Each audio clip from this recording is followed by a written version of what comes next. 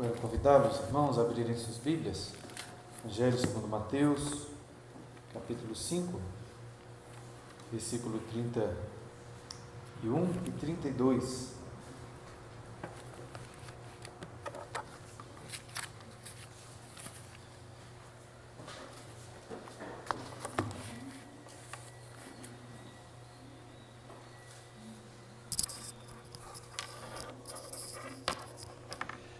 Mateus, capítulo 5,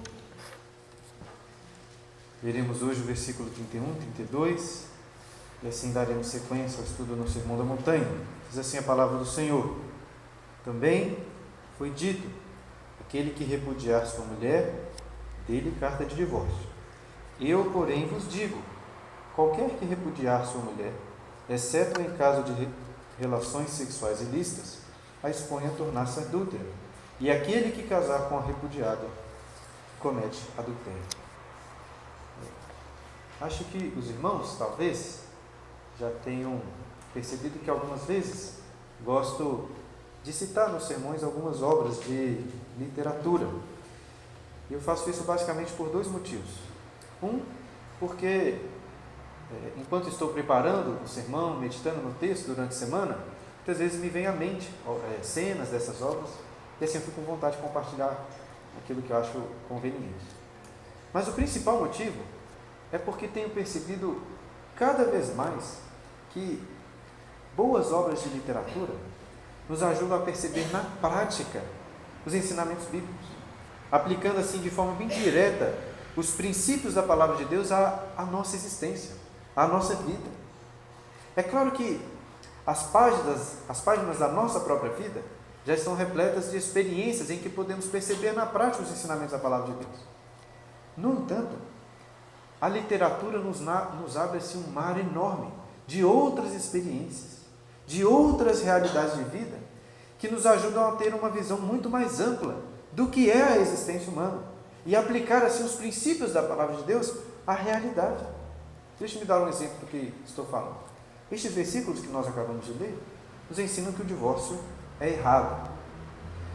Uma coisa é compreendermos esta verdade racionalmente, mas outra coisa é entendermos na prática como o divórcio é terrível e avassalador. Eu creio que todos nós, infelizmente, conhecemos pessoas próximas, parentes que passaram por essa realidade, então podemos conhecer. Inclusive, enquanto eu estava meditando sobre o sermão, veio à mente, pessoas queridas, próximas que passaram pelo divórcio e como isso foi triste, difícil para elas. Ainda assim, enquanto estava preparando esse sermão, o que mais me veio à mente foi cenas de um livro que recentemente li, eu e a Clara lemos, chamado Anna Karenina, um romance muito famoso de Tolstói, um romance russo. E nisso eu encontro assim a importância da literatura. Até virei para a Clara e disse: Clara, para mim é até difícil imaginar como que uma pessoa consegue ler essa obra, ler este romance, e ainda assim, depois se decidir pelo divórcio, pelo adultério. Por quê? Porque neste romance, Tolstói descreve assim com uma precisão muito impressionante os desejos egoístas, os desejos de lascívia que levam uma pessoa a querer o divórcio, a cometer o adultério. E além disso, ele retrata assim com muita clareza e com muita sensibilidade os sentimentos de angústia, de dor, de sofrimento, de remorso no coração daqueles que tomaram tais decisões. E é por isso que eu acho que a literatura nos ajuda. Anna Karenina me fez compreender muito melhor que o divórcio não é simplesmente um erro. O divórcio é errado pois desonra a Deus, a glória de Deus, e traz consequências terríveis na prática, para as nossas vidas e para as pessoas que estão relacionadas, aqueles que tomam tais decisões. Portanto, queridos, a minha oração é para que o Espírito Santo de Deus nos ajude, ao meditarmos esse texto, a compreendermos que o divórcio é errado, mas que nos ajude também a contemplarmos a feiura do divórcio, para que, meditando nesse texto, possamos odiar o divórcio assim como Deus, a Bíblia assim nos ensina, assim como Deus o odeia. E o versículo 31, queria chamar a atenção dos irmãos então para esse texto, diz assim: também foi dito, aquele que repudiar sua mulher, dele carta de divórcio. A estrutura desses versículos nos mostra que uma nova antítese está aqui, Jesus está apresentando neste sermão. Aqui já é a terceira das antíteses. Mas apesar de ser uma terceira e nova antítese, vemos claramente que ela tem uma íntima conexão com o que veio anterior, pois o que Jesus disse anteriormente, pois ele continua falando dentro do contexto do adultério. E como já expliquei, irmãos, Jesus não está aqui se contrapondo, fazendo uma antítese, fazendo uma oposição à lei de Deus, que é boa, perfeita e agradável. Ele está se contrapondo a uma falsa interpretação que tinha se tornado comum entre os judeus, entre Israel. E aqui ele cita uma lei, lá de Deuteronômio, no capítulo 24, para combater o entendimento equivocado dessa lei que estava sendo ensinada. E por ser um texto maior, até talvez menos conhecido, eu gostaria de convidar os irmãos a abrirem lá. Abram suas Bíblias, Deuteronômio, capítulo 24, para lermos o que a lei diz, lá nos versículos de 1 a 4. Primeiro nós vamos tentar ler e entender, em linhas gerais, o que esse texto diz, para depois avaliarmos como que a tradição, os fariseus, os judeus interpretavam essa lei. E por fim, aprendemos o que Jesus tem a nos ensinar sobre a correta interpretação dessa lei. Deuteronômio capítulo 24, versículo 1 a 4, diz assim: se um homem tomar uma mulher e se casar com ela, e se ela não for agradável aos seus olhos, por ter ele achado coisa indecente nela, e se ele lhe lavrar um termo de divórcio e lhe der na mão, e a despedir de casa, e se ela, saindo da sua casa, for se casar com outro homem, e se este a aborrecer e lhe lavrar termo de divórcio, e lhe der na mão, e a despedir da sua casa, ou se este último que a tomou por si por mulher vier a morrer, então seu primeiro marido que a despediu não poderá tornar a desposá-la para que seja sua mulher, depois que foi contaminado, pois é abominação perante o Senhor. Assim não farás pecar a terra que o Senhor teu Deus te dá por herança. O primeiro e mais importante ponto ao lermos esses versículos é percebermos que a ordem da lei está apenas lá no versículo 4, quando diz: então seu primeiro marido que a despediu não poderá tornar a desposá-la para que seja sua mulher. Porque se você olhar bem, verá que do versículo 1 a 3, eles apenas descrevem uma situação, na condicional. Isso já nos leva a compreender que este mandamento não está ordenando, nem mesmo admitindo ou permitindo necessariamente o divórcio. O que ele faz? Ele está legislando sobre uma situação específica, que infelizmente parecia acontecer com uma certa frequência em Israel, e o que deveria ser feito, acontecer se essa situação ocorresse. Qual que é essa situação? Ela é apresentada aqui para nós em algumas partes. Primeiro, se um homem tomar uma mulher por casamento e achar nela algo indecente. Deixe-me fazer duas considerações sobre essa primeira parte. Primeiro, que este termo indecente é apresentado para nós aí de uma forma mais genérica. É até difícil de entender exatamente a que isso se refere. Mas podemos ter muita certeza do que não se refere. Essa coisa indecente não pode ser o adultério. Por quê? Porque o adultério, pela lei de Deus, deveria ser punido pela apedrejamento. E também não pode ser um caso de fornicação de uma mulher que se casou dizendo que era virgem e depois o marido descobrir que ela não era. Não pode ser isso, porque lá em Deuteronômio, no capítulo 22, versículos 20 e 21, trata sobre essa possibilidade e fala que se a mulher tiver cometido tal ato, ela deve também ser apedrejada. Inclusive, Deus estabelece ali meios para que isso fosse averiguado. Então, não está falando sobre isso. E se você olhar para o texto, apesar de não dizer explicitamente, parece que a lei está descrevendo um homem que se casou com uma mulher sem a conhecê-la ou sem a conhecê-la direito. E ao se casar, parece que talvez pouco tempo depois, acha nela algo que ele considera indecente. E assim, lavra um termo de divórcio e dá a ela. Por que esse termo de divórcio? Qual que é o seu propósito? Creio que para formalizar aquela separação, aquele divórcio, mas principalmente para proteger essa mulher. Como? Proteger dando a ela uma carta que prova a sua honestidade. Que ela não se separou por ter cometido adultério, nem por ter cometido fornicação antes do casamento. Dessa maneira, era até possível que ela se casasse novamente nesse contexto. E o que o texto diz? A lei diz que se ela se casar novamente, ia acontecer de novo a mesma coisa. Se divorciar, ou então este segundo marido morrer, aí a lei ordena: o primeiro marido, está proibido de voltar atrás e se casar com ela novamente. Por quê? Porque isso seria uma abominação. Eu não vou entrar mais em detalhes desse texto, até porque eu não acho ele tão fácil assim de interpretar. Se vocês quiserem até ouvir durante essa semana um excelente sermão do reverendo Paulo Brasil, desse texto, Deuteronômio 24. Se você pesquisar lá no YouTube, você vai encontrar. Mas eu espero que, com essas observações ainda que superficiais, já fique claro para nós o seguinte, que esta lei não está ordenando, nem mesmo aprovando o divórcio nessas circunstâncias. Essa lei, como outras dentro desse contexto lá de Deuteronômio, ela está ali para mostrar que Deus está preocupado com a parte mais frágil. Neste caso aqui, o caso da mulher, mostrar para o povo que o homem, o marido, não poderia tratar a sua mulher da forma como ele bem entendesse. Existiam regras para legislar sobre isso. No entanto, não é assim que muitos dos escribas, fariseus e dos judeus entendiam a lei. Muitos deles deixavam de lado o verdadeiro espírito da lei para focar em detalhes secundários. E nós sabemos disso como? Porque lá em Mateus, no capítulo 19, os fariseus chegam para Jesus, perguntando para ele assim, Jesus, é lícito repudiar a mulher por qualquer motivo? Depois falam dessa carta, a carta de divórcio. Por quê? Porque muitos achavam que esta lei estava dando a eles o direito de se divorciar.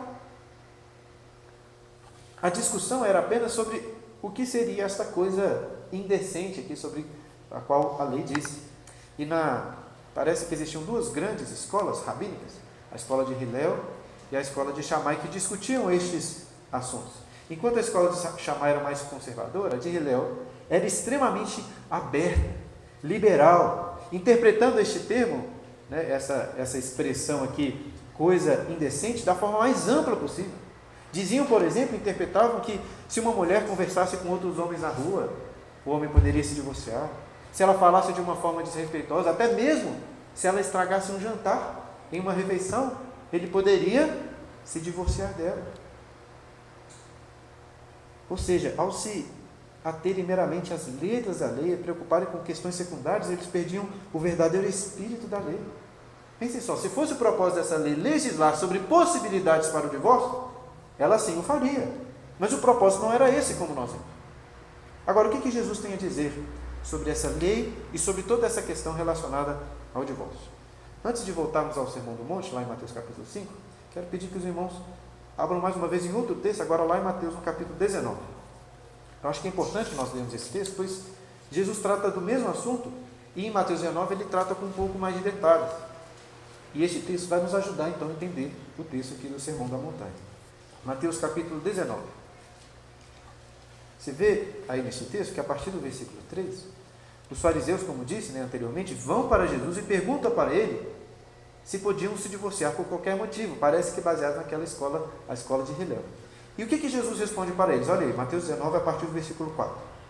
Não tendes lido que o Criador, desde o princípio, os fez homem e mulher, e que disse, por essa causa deixará o homem pai e mãe, e se unirá à sua mulher, tornando-se os dois uma só carne. De modo que já não são mais dois, porém uma só carne. Portanto, o que Deus ajuntou, não separe o homem. Em outras palavras, o que Jesus está dizendo para os fariseus? Falando o seguinte, olha, vocês estão aí discutindo possibilidades para o divórcio, mas parece que vocês não leram nem mesmo as primeiras páginas da lei, que nos ensinam que o casamento é uma união carnal, uma união realizada pelo próprio Deus. Ele une no casamento um homem e uma mulher. Portanto, o que Deus uniu, o homem não deve separar com uma carta de divórcio, com algo ou por qualquer motivo. E eles replicam, para Jesus, olha aí na continuação, versículo 7. Replicaram-lhe, pois, por que mandou então Moisés dar carta de divórcio e repudiar? E Jesus respondeu, por causa da dureza do vosso coração é que Moisés vos permitiu repudiar vossa mulher. Entretanto, não foi assim desde o princípio. Notem que estes ensinamentos de Jesus nos ajudam a entender melhor Deuteronômio capítulo 24, mostrando que essa carta não é uma carta que aprovava o divórcio, mas como Jesus diz, era uma legislação considerando a dureza do coração do homem. Como assim? Essa lei é uma prescrição a ser seguida caso um erro fosse cometido, caso o divórcio acontecesse, até para proteger a mulher. Porque Deus, conhecendo a dureza do coração do homem, sabia que eles iam falhar na regra mais básica, que é não se separar. E sabendo disso, prescreve essa lei para a proteção da mulher, para que fosse dado a ela uma carta de divórcio, quando isso acontecesse. Talvez poderíamos até tentar fazer um paralelo mais ou menos com leis que tratam sobre separação de bens, sobre guarda de filhos, quando ocorre um divórcio. Às vezes a pessoa, até inocentemente, ela precisa ser resguardada pela lei, o que não está justificando o ato do divórcio. Porque o que a Bíblia nos ensina, o foco da lei, considerando o seu todo, está lá no princípio, que o casamento não deve ser rompido. Deus uniu o homem e a mulher para que não se separassem. A única exceção que Jesus apresenta nesses versículos, e também lá no capítulo 19, no Sermão da Montanha, é qual? A imoralidade sexual. Aí eu quero chamar a atenção para que voltem novamente para o Sermão do Monte, para lermos lá o versículo 32, quando Jesus fala sobre esta exceção. Olha lá, capítulo 5 agora novamente, Sermão da Montanha, versículo 32. Eu, porém, vos digo, qualquer que repudiar sua mulher, exceto em caso de relações sexuais ilícitas, a expõe a tornar-se adúltero, e aquele que casar com a repudiada, comete adultério. Olha, irmãos, eu não acho esse versículo fácil de compreender. Essa semana fiquei quebrando a cabeça para... Já tinha estudado ele antes, mas assim, para tentar trazer para os irmãos um estudo coerente. Mas mesmo assim, nós vamos seguir nessa tarefa de tentar interpretar. Em primeiro lugar, precisamos de entender esta exceção que Jesus coloca aqui, exceto em caso de relações sexuais ilícitas. Essa é uma exceção que também está presente no texto de Mateus 19. Inclusive lá, como vimos, Jesus explica melhor este contexto, essa situação, citando o livro de Gênesis, que diz lá que Deus, no casamento, une o homem e a mulher em uma só carne, os dois se tornam uma só carne.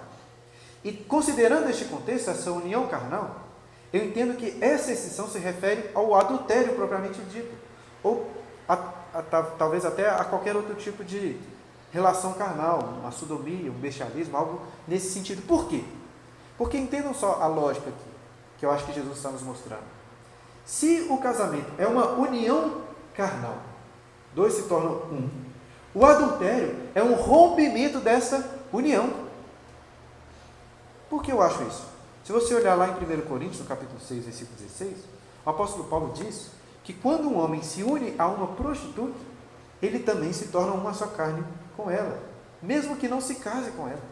Portanto, na prática, imagine essa situação: um homem está casado, unido à sua mulher, e então comete adultério. O que acontece? Ele está se unindo a uma segunda mulher, a uma outra mulher. Agora, é possível você ser uma só carne com duas mulheres ao mesmo tempo? Parece estranho. É por isso que eu acho que o adultério é uma exceção, porque no adultério rompe essa união do casamento, ela é rompida. Inclusive lá em Jeremias, no capítulo 3, versículo 8, o próprio Deus diz que deu para as tribos do norte de Israel uma carta de divórcio. Então assim, eu repudiei, eu divorciei de Israel. Por quê? Porque eles adulteraram, falando das tribos do norte. É claro, queridos, que isso não significa que, ocorrendo um adultério, o casal não pode ser reconciliado. Eu creio que é até aconselhável que isso aconteça, caso haja um sincero arrependimento.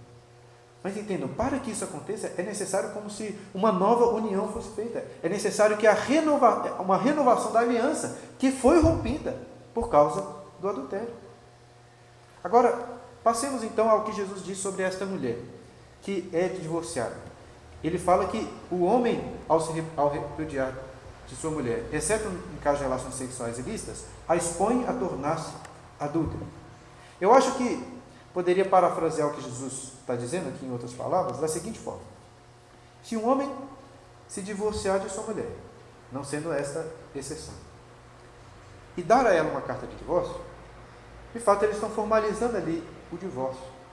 No entanto, a união carnal entre os dois não foi rompida. Uma carta não pode romper aquilo que Deus uniu. O homem não tem este poder, como Jesus disse lá em Mateus 19. E o que acontece? Essa mulher é exposta pelo marido a se tornar adúltera. Por quê? Porque muito provavelmente, dentro daquele contexto em que a mulher muitas vezes precisava de se casar para, às vezes, ter o seu próprio sustento, ela ia se casar novamente. E o que Jesus disse? Que ao se casar novamente, ela comete adultério, tanto ela como o segundo marido. Por quê? Porque ela ainda está unida ao primeiro casamento. De forma que ou de forma que o segundo marido está casando com uma mulher que está unida a outro homem. Então, esta é a situação que ele está colocando aqui. Agora, avaliando, apesar de achar isso, você talvez possa pensar que tem uma questão difícil aqui na prática. Qual é a dificuldade prática neste entendimento? Porque, pelo que diz, pelo que parece que Jesus está mostrando aqui, se um homem abandonar injustamente a sua mulher, se divorciar dela, essa mulher não pode se casar novamente. Por quê? Porque ela estaria cometendo adultério. Mas será que é isso mesmo? Não seria injusto com essa mulher inocente não poder se casar novamente? Vou falar sobre isso daqui a pouco. Mas antes, eu gostaria de destacar, irmãos, que este não é o foco do que Jesus está ensinando aqui. Entendam isso porque isso é muito importante. Tanto nesses versículos como lá em Mateus 19, o foco de Jesus não está em falar da mulher que foi repudiada e nem do seu novo casamento.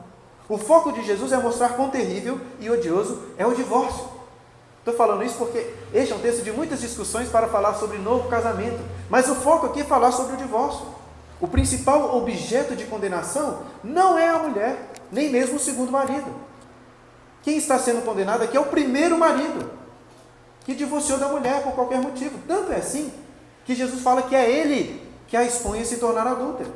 Ou seja, toda essa situação aqui de um adultério, de um novo casamento, é culpa dele em primeiro lugar. Portanto, o que Jesus está ensinando aqui aos seus discípulos? O que ele está falando para eles? Falando o seguinte: olha, Deus odeia o divórcio. Vocês não devem dar ouvidos a essa tradição dos fariseus que se apegam em detalhes, que inventam regras e se esquecem do mais básico, que a união, o casamento é uma união carnal feita por Deus. E o que Deus uniu não pode o homem separar. Deus abomina o divórcio. É isso que Jesus está ensinando. Mas aí você pode pensar: tudo bem, pastor, entendi que este é o foco. Mas e aí? O que dizer sobre o novo casamento? Essa, irmãos, é uma pergunta muito difícil e alvo assim, de muitas discussões, até entre os reformados.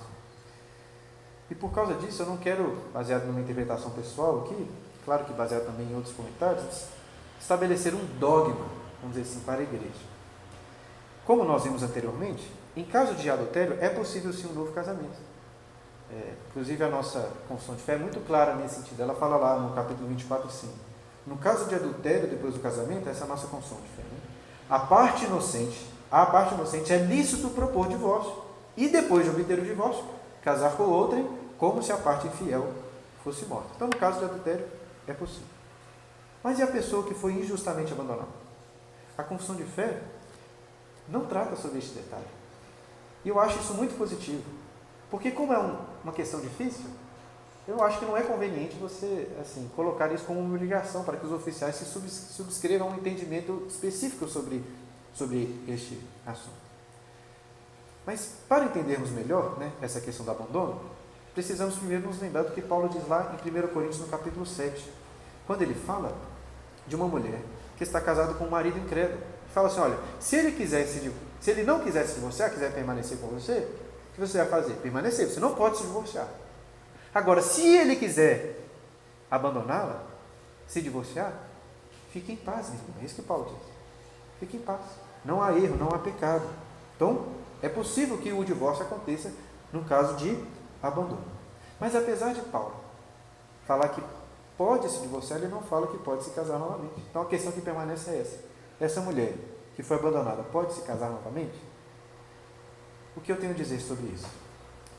Resumir aqui em 4 pontos. Primeiro, como disse, eu acho que não devemos ser tão dogmáticos quanto a esse assunto, assim, estabelecer, é isso, ponto final. É uma questão difícil. Mas olha só, em termos práticos, na maioria das vezes, o adultério vai acontecer. Seja antes ou seja depois do divórcio. Por quê? Porque um homem não separa da sua mulher para ficar sozinho. Se ele divorcia sua mulher, ele vai naturalmente querer se casar novamente, ter outros relacionamentos. Da mesma forma, uma mulher não abandona o seu marido para ficar sozinha, geralmente. Não é isso que acontece. Então, ainda que o adultério não tenha acontecido antes, entenda o que eu quero dizer? Muito provavelmente vai acontecer após a separação, permitindo que a parte inocente se case novamente. E pela forma como Jesus coloca aqui, que nós lemos esses versículos, como disse, parece que ele coloca o peso do pecado mais sobre o marido, o primeiro marido, não sobre a mulher. Nem sobre o segundo marido, né, que se casa com ela. Mas ainda assim, o fato é que Jesus disse que se ela se casar novamente, nessa situação, ela e o seu segundo marido estão cometendo adultério. Mas como disse, irmãos, eu acho que essa é uma possibilidade muito irreal.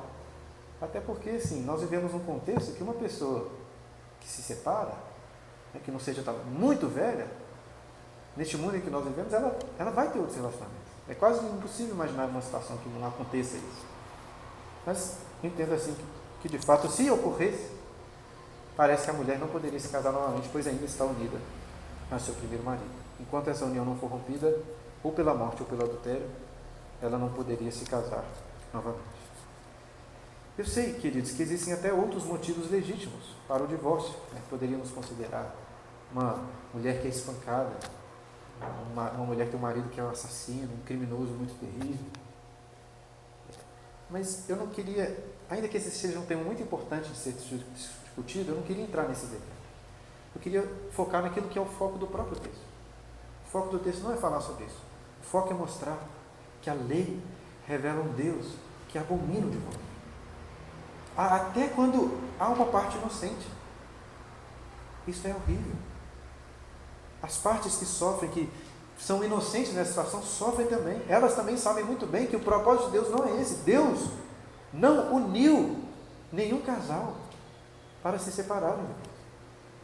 O casamento é um compromisso, é uma aliança, até que a morte nos separe. E esse é um ponto mais óbvio do casamento. Mas como as pessoas se esquecem facilmente disso? Quando você se casa, você vai lá, coloca uma aliança no dedo. Por quê? Porque é uma aliança que você está fazendo, é um compromisso. Você está fazendo um voto. Quando Salomão fala sobre os votos, lá em Eclesiastes, ele diz assim, lá em Eclesiastes capítulo 5, quando a Deus fizeres algum voto, não tardes em cumpri-lo, porque não se agrada de todos. Cumpre o voto que fazes. Melhor é que não votes do que votes e não cumpras. E o problema das pessoas é esse, as pessoas se casam, vão lá à frente da igreja, fazem um voto diante de Deus, diante de todos os presentes, dizendo assim, até que a morte nos separe. Aí depois, por qualquer motivo, estão se divorciando. Não estou mais feliz, falta compatibilidade, tenho muitas dificuldades no casamento, então vou me divorciar. Ou seja, fazem exatamente como os fariseus, que procuravam qualquer motivo para se divorciar. Irmãos, não pode ser assim. O que a Bíblia nos ensina é, o que Deus uniu, não separe o homem. Isso é muito sério. É tão sério que qual foi a reação dos discípulos quando Jesus disse essas palavras? O que eles disseram? Eles falaram assim, olha, se essa é a condição do homem, melhor então nem casar. E nesse sentido eles estavam certos. Porque, irmãos, se não é para se casar até que a morte nos separe, é melhor que não se case. Este é o compromisso. Quando eu me casei, eu fiz votos diante de Deus, diante das pessoas. Inclusive nos meus votos, depois de colocar as promessas ali dos meus votos, eu disse o seguinte, vou ler para os irmãos uma parte. Olha só. Todas essas promessas, esse que eu disse para Clara, né? Minha esposa, diante de Deus e de todos ali. Todas essas promessas que eu faço, todas essas promessas eu faço independente das circunstâncias. Na saúde e na doença, na alegria e na tristeza, na prosperidade e na adversidade.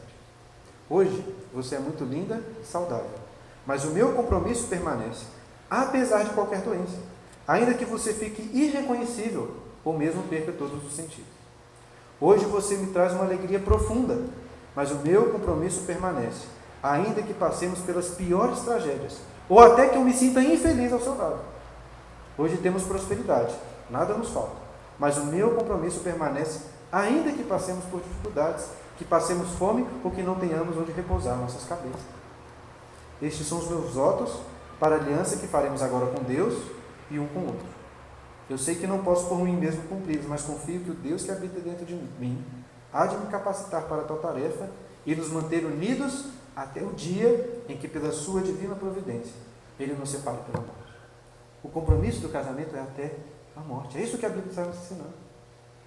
E por isso que, isso deve ser muito valorizado dentro do contexto da igreja. Uma das coisas que nós conversamos muito na origem e na organização dessa igreja foi sobre a importância desse assunto, do casamento, do divórcio. É por isso, queridos, que um dos compromissos formais dos membros da nossa igreja é qual? Não se divorciar, a não ser pelos casos excepcionais, mas não se divorciar. Mas ainda que exista um motivo legítimo para propor o divórcio, ainda assim, a pessoa se compromete a primeiro levar ao conselho, porque o conselho deve ouvir, deve interferir nesse sentido, aconselhar, até julgar a situação. O problema é que muitas vezes o que ocorre nas igrejas é um descaso com essas situações. As pessoas se divorciam, se casam novamente e parece normal. A igreja está tomando como mundo algo como se fosse a maior normalidade. As pessoas continuam como membros da igreja em plena comunhão. E olha, irmãos, pela graça de Deus, isso não vai acontecer na nossa igreja. Pela graça de Deus. Se você é um membro da nossa igreja e um dia quiser se divorciar, esta é a situação que vai ser apresentada, né? A não ser em casos excepcionais. O membro da igreja que quiser divorciar, depois de muita conversa, claro, aconselhamento, oração, se ele se mostrar assim irremediável em sua decisão, a igreja vai apresentar para ele apenas duas opções. Ou você se arrepende do seu pecado, volta para o seu casamento, para a sua aliança. Ou você será excluído da igreja, disciplinado e tratado como um ímpio, porque o divórcio é inaceitável dentro da igreja, entre o povo de Deus. Não pode ser. Eu sei, irmãos, que às vezes é muito difícil. Eu dou graças a Deus porque tenho uma esposa maravilhosa, é muito bom. Mas eu sei que existem pessoas que têm relacionamentos difíceis. Mas, irmãos, é melhor passar 40, 50, 60 anos com uma mulher rixosa, com um marido rabugento, do que ir para o inferno. Nós não podemos fazer isso. É claro que dentro da igreja, se os dois, um casal estiver passando dificuldades, nós temos o dever de ajudar, de aconselhar e, pela graça de Deus, fazer o que for possível para que este casamento melhore. Mas o fato, irmãos, é que muitas vezes irmãos estarão casados com ímpios, pessoas difíceis. E ainda assim, o compromisso permanece. Eu creio que todos nós devemos conhecer pessoas assim. Pessoas que estão casadas, crentes que estão casados em relacionamentos muito difíceis, mas que, com muito amor e com muita graça, são fiéis na aliança que fizeram. Precisamos de entender que o propósito do casamento não é a felicidade. O propósito do casamento é a glória de Cristo. E eu tenho a plena convicção, irmãos, que algumas pessoas assim, em relacionamentos muito difíceis, mas que se mantêm fiéis, elas revelam ainda mais a glória de Cristo, do seu amor, do perdão, da paciência do nosso Senhor Jesus. Podemos perceber mais a glória de Cristo, irmãos, eu acho. Às vezes em uma esposa casada com um marido ruim, do que em um ótimo relacionamento. Porque nestes momentos das dificuldades ela revela a graça, o amor. Porque as dificuldades do relacionamento conjugal servem, são instrumentos de Deus para que possamos demonstrar este amor, o perdão, a paciência. Pessoas que passam essas dificuldades na terra podem até sofrer muito aqui. É muito difícil estar casado num relacionamento assim. Mas se mantiverem fiéis, com graça e amor, no céu serão amplamente recompensadas pelo noivo, o verdadeiro noivo. Essa deve ser a nossa esperança. O que fazer então, irmãos? Nós precisamos nos lembrar dessa verdade, desta realidade. O casamento é um espelho do amor de Cristo por sua noiva. Inclusive, o principal motivo pelo qual o divórcio é pecaminoso é porque ele é uma blasfêmia contra o nome de Jesus, contra o nome de Cristo.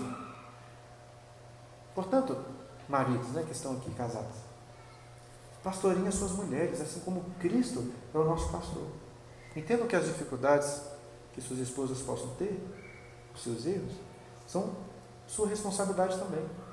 Você tem o dever de ajudar a sua esposa a ser mais santa, a crescer em graça. Você deve cultivá-la como uma bela e delicada flor, para que ela possa crescer em graça, em formosura, em piedade. E você não vai fazer isso por imposição. Essa não é a liderança que a Bíblia prescreve, mas com amor abnegado, com sacrifício. A imagem que nós devemos de ter do marido é aquele Cristo que está ajoelhado, lavando os pés de sua noiva, a igreja. Essa é a imagem de nós como maridos. As esposas também.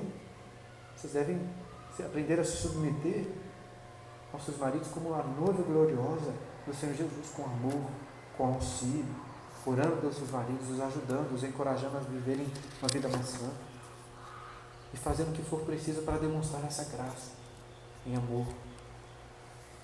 Eu gostaria já, queridos, de concluir destacando um dos pontos que eu acho mais difíceis de compreender no céu.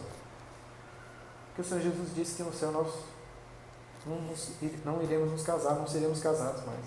E é difícil porque assim, é muito difícil para mim imaginar mais a minha vida sem estar casado com a Clara. Ainda mais por toda a eternidade, mas a Bíblia fala que de fato vai ser assim. Mas eu tenho certeza que será algo glorioso. Essa semana li novamente um livro do pastor John Piper chamado Casamento Temporário. E já no título, é um título muito bom porque já aponta essa realidade temporária do casamento na terra. E ao falar do céu, ele diz algo muito importante. Ele diz assim, olha, no céu, nada de bom do casamento será perdido. Não é isso que Jesus está ensinando. Porque o casamento dará lugar a uma realidade muito superior. Ele faz uma comparação que nos ajuda a entender. Ele fala, o casamento é como uma música bela sendo tocada, prazerosa. Mas que no céu vai ser transposta para um tom infinitamente mais alto, mais belo, mais glorioso. E é isso que nós, como noiva de Cristo, aguardamos. Essa é a nossa esperança. Aos casados que estão felizes no seu casamento, saibam que a alegria do céu é incomparavelmente maior. Aos que porventura passam em seus casamentos por dificuldades, por angústias, saibam que Jesus é o nosso noivo e devemos esperar com alegria a sua volta, sabendo que Ele haverá de recompensá-lo por cada ato de amor e graça que você demonstrar em seu matrimônio. E aos que porventura já passaram pelo divórcio, sendo às vezes a parte inocente ou não, saibam que em Cristo Jesus, o nosso noivo, há perfeita redenção, restauração e graça. E aos solteiros que querem se casar um dia, se Deus assim nos abençoar, saibam que o casamento, por melhor que seja, por mais prazeroso, não faz verdadeiramente falta para os que estão em Cristo Jesus. Porque todos nós estamos unidos nesse casamento que é o que verdadeiramente importa.